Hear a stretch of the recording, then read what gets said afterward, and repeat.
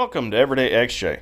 My name's Marty, and this is my 96 Jeep Cherokee Country that I had, and I was going to put the Powerstop brake kit on this Jeep, and it also needed a lot more work. It needed upper and lower ball joints, it needed all new shocks, it needed front knuckles left and right, and both rear hub assemblies.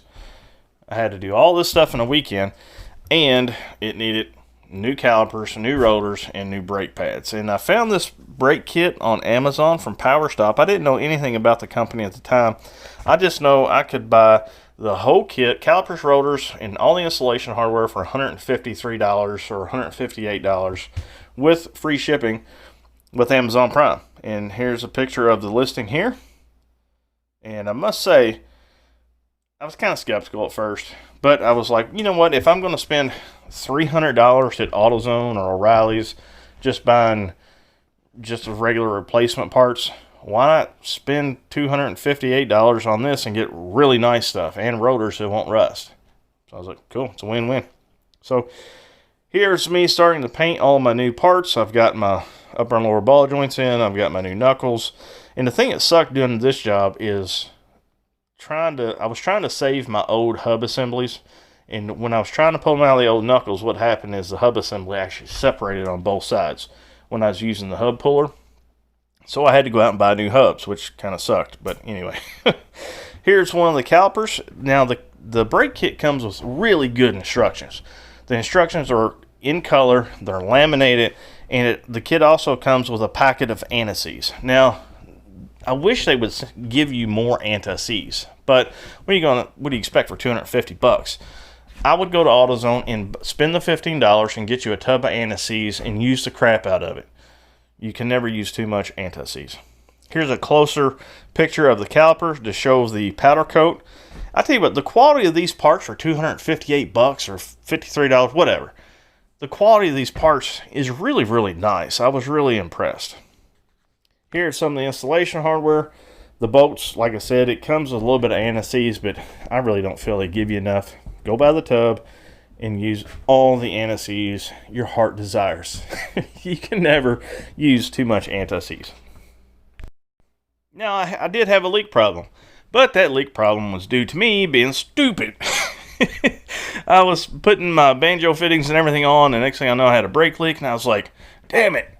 Well, I didn't use all my washers that I was supposed to. It comes with copper washers, and just make sure you use them because, you know, sometimes I think if I got leftover parts, I did it really well. Well, no, that's not the case. Use all your parts. Now, here's the finished project.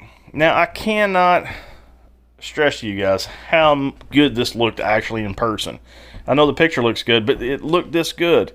The quality of these parts, the calipers, the rotors, are excellent. If you're going to upgrade your Jeep Cherokee, I would put this like in my top 5 things to do if you're going to have to do brake work anyway. Because, you know, like I said, you're going to spend the same amount of money just buying your ordinary replacement parts at the parts store. Spend that same money and get something that looks nice. Plus, your rotors will never rust and look all shitty through your wheel.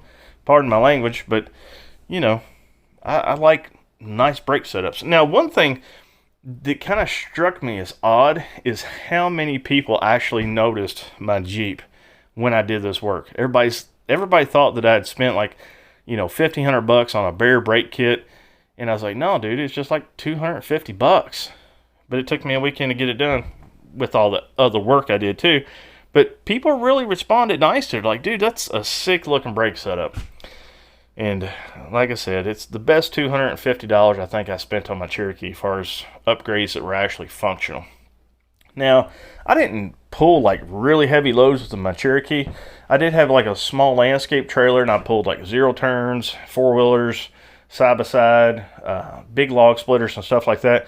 Now, going down like hills, like steep hills and stuff, I did get some brake fade before, but after I did this brake kit, I didn't get any brake fade, and it improved my brakes greatly.